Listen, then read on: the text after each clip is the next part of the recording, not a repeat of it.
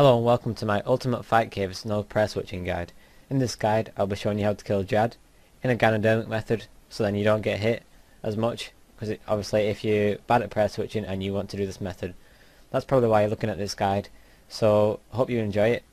It is a really good method. I've been trying it out myself over the past couple of days, and yeah, I think I got hit a couple of times and used a few brews, so it just varies in each fight really, but really all you need to do is just spam brews if that happens and you should be fine. You don't have to do any prayer switching, so you don't get nervous or anything. And it's just easier. So I hope you enjoyed the guide, and I'm going to get straight into it. Alright, now I'm going to be talking a little bit about the fight caves. So it's a mini game and you don't lose your items, so if you die in there, all your items are safe, you keep them all. 62 waves, and then the 60-second wave, then the Jad spawns, but I'll be talking about that later and how to kill him. The fire cape and toggle is the usual reason why people do it, mainly for the fire cape, but also for a bank space. So when they withdraw the fire cape from the bank, then it doesn't get messed up. No familiars, so you're not allowed familiars in the fight cave, but that doesn't really matter, seeing as you won't need one anyway. Located in the Tazar city, this is in Karajama, or Karajma, however you pronounce that. So now I'm going to move on to the monsters and waves. Alright, now I'm going to go through each monster individually so you can get a good look at what they do and what they are. So the Tizkit is the first monster I'm going to talk about. He's the lowest level, level 22, and he attacks with melee.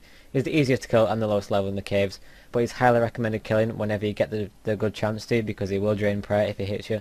Every time he hits you, it drains 10 prayer, which will get really annoying after a while, and can drop your prayer points, so you should definitely kill it. Don't get KO'd, don't go out your way and get KO'd just to kill him, but whenever you can, it's worth it. Okay, now for the Tizkeks. The Tizkek on the left is level 45, and it attacks with melee along with a level 22 on the right. Now when you kill the level 45, 2 of the Tizkek level 22 spawn, and you have to kill them as well. Next is the Tok Exil. He's level 90. He attacks with range or melee, and what this is if you stand right next to him, like one square away from him, it will hit you with melee. And there's a chance that he could hit you, so you're best off not doing that. But stay a couple of squares away from him and then attack him with magic, obviously because you're going to be using magic.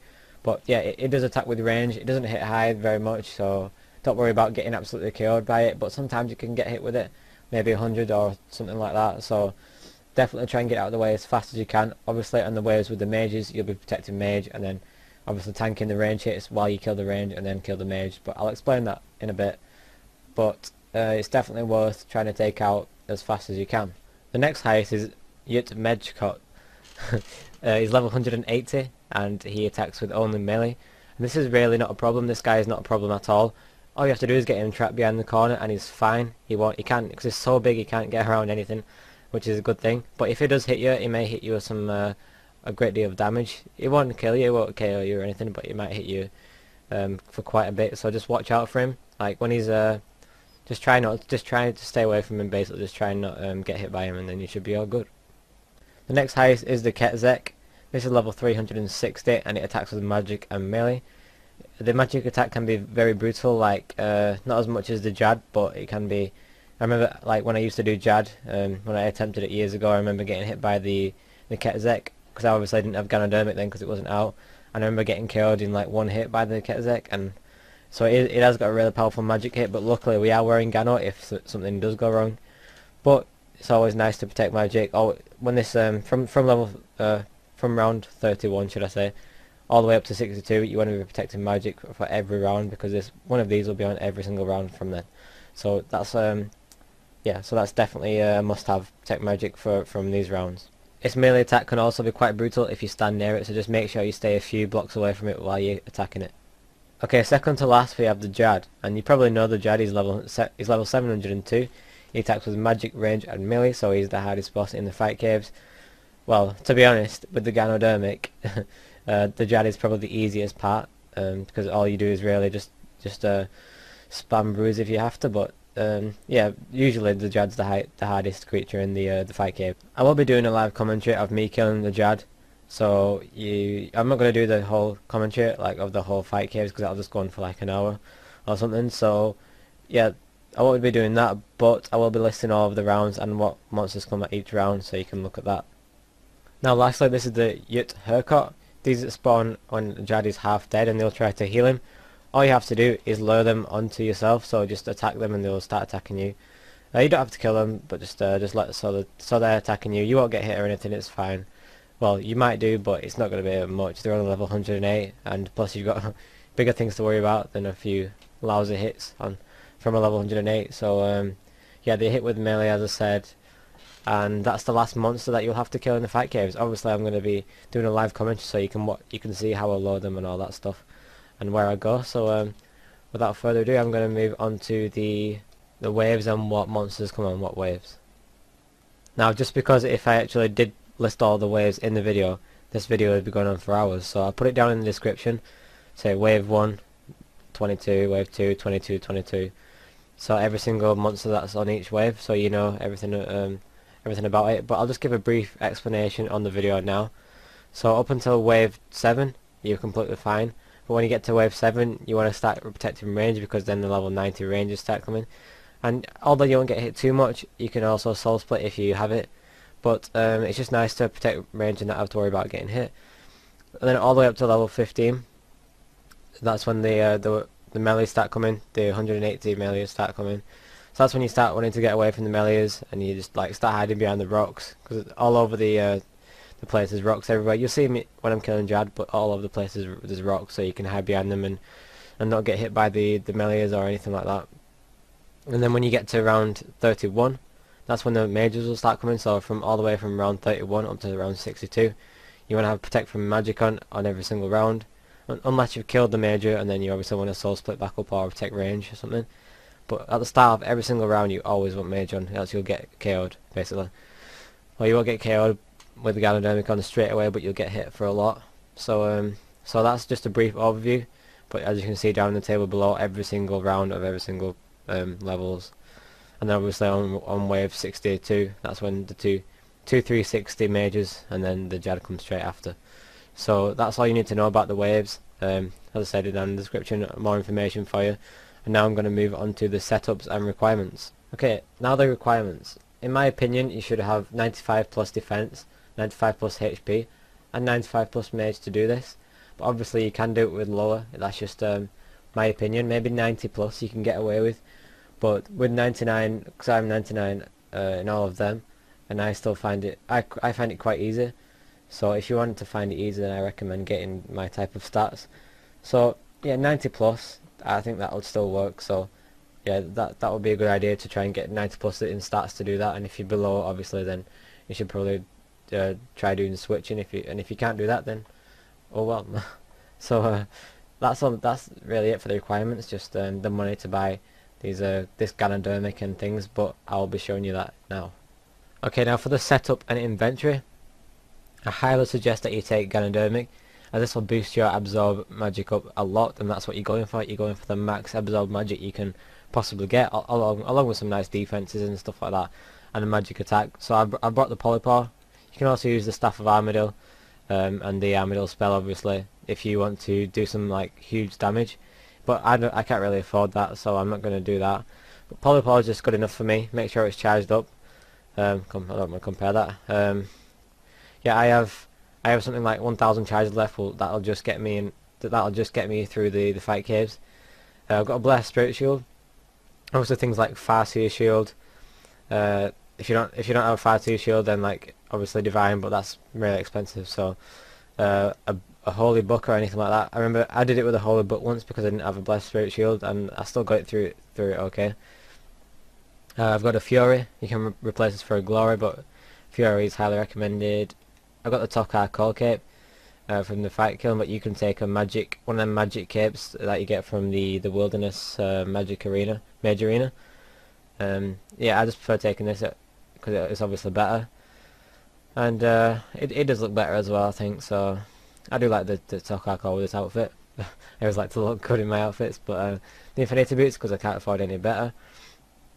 The Seer's Ring, the Barrow's Gloves, all these can be swapped out. Just go for the max absorb magic you can get, and also some nice magic attack, and then you should be fine.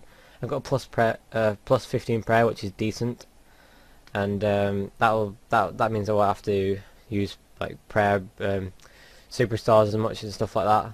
So for the inventory, I have 14 brews, I have 10 superstars, I have 2 overloads, and I have 2 prayer renewals. Now if you don't, all flasks by the way, if you didn't notice. So if you don't have overloads, then you can take extremes or even supersets, but I highly recommend trying to get extremes or overloads before you do it. It does make things go a lot better. And with overloads, that's good because you don't have to keep restoring up every time you take a extreme. I mean every time you take a sour brew, sorry, so you don't have to keep doing that. So that's the reason I brought overloads. I could probably do it with extremes, but it just means you have to take, like, you just probably have to take more caution and use a lot more brews. So I prefer doing that. And I think that's all. I think that's everything I need to explain really. I'll get to around 62, which is where the two Jads spawn, the two 360s. Sorry, should I say the two 360s spawn and then Jad. So I'll when I get to the 360s, I'm gonna kill the 360s. I'll show you where to load the Jad. I'll show you where to go for it to spawn, and hopefully it'll spawn on the other side of the rock where we're gonna stand. So then we can get a better chance of attacking it. So we're more prepared. So I'll see you in a second when I am at the Jad. And also, I only really overload at wave 31. I started to overload at wave 31 because it's really not worth it before then. And at round 31, as you know, the 360 mages start spawning. So they're pretty hard to kill, and overloading then is a good way to do it, because then you're not obviously wasting overloads and you're making some nice damage in the process. Alright guys, I'm back, and as you can see, I'm on the 60-second wave. I've got the Jad, not the Jad, I've got the 360 load right here. It is in this southwest corner, so you want to come down to the southwest corner and stand exactly where I am. And it should stop attacking you, but I'm going to keep my mage protect on just in case, because you never know with stuff like this. So as you can see, I've not used any brews at all. I did the whole thing without using any supplies, just obviously super restores and overloads and prayer renewals. I just soul splitted it all, so it just shows how easy it is to get through it without any supplies or limited supplies. So I know for definite I'm gonna have enough brews to do this Jad. Last time I did it, I used like 2 brews or something. So yeah, it's gonna be so easy. So I guess there's nothing else to do but pop. So overload, prayer renewal, and just brew up to full. You want to be doing this as well. If I don't know if you're watching it now, but like as you're doing it, but yeah, it's a good thing to brew up to full. And then I'm just gonna finish off this killing this 360, and then as soon as it's dead, you want to protect range, and then it should spawn over the other side of this rock that I'm stood behind. Hopefully that's where it spawned for me last time. I'm hoping it's going to do the same. It's about 4 AM here now. I lost track of time when I was watching some YouTube videos, so apologies if I sound tired or something. Right, so it's not spawned behind the rock, but it's fine. Just going to go ahead and attack it straight away. See, it's did a range attack, so I'm fine there. So it's a mage attack now, so I might get hit. No, I didn't. I tanked it. As you can see, look, you don't get absolutely wrecked. It's pretty cool. See if I get hit. Oh, I just tanked 3 mage hits. That's pretty cool. You can see its HP there. I'm doing quite well at the moment. Yep.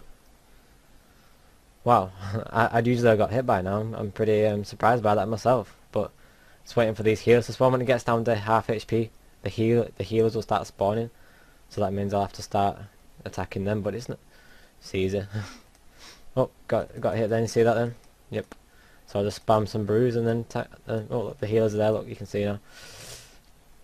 I'm going to attack the healers. Still keep watching your HP when you're doing it, because you never know, you could get a sneaky mage attack and see like that then. Didn't hit high, but still.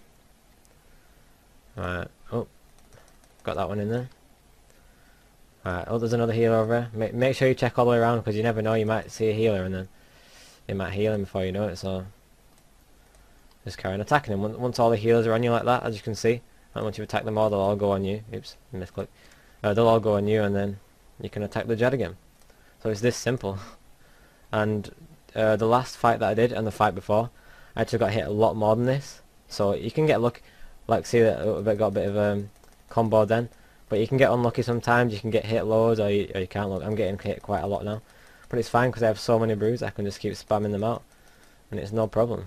So let's get finishing this Jad off now at half HP, and it's just a matter of waiting now until it's dead, and just keep your finger on these brews, because I'm getting hit quite often now, but it doesn't really matter. So I've got a ton of brews to use anyway. Just keep spamming them and spamming them. Spam, spam, spam. Wow, I'm so tired. It's like 4 AM and what the hell? I can't believe I stayed up this long. But yeah, it's it's below 3/4 dead now. Not getting hit now. Oh, yep. As I said that, I got hit. But wait, is any? Oh, I thought a healer was on him still. Then I was, I panicked. But this is so much simpler than switching, because with switching you gotta like do so much stuff, and with here you can just sit here and spam bruise. See, you're dead now. Oh, I got hit as well as it died. So there you go. There's your fire kit, and all you have to do is just basically spam click bruise until your heart's content. So there it is. And I've got a bank space now. I've got like 3 of them now or something. So I hope you enjoyed the guide. I might have sounded like weird in the second bit, like when I'm killing Jad, but that's just because it's like 4 AM and I don't know, my voice is probably gone different.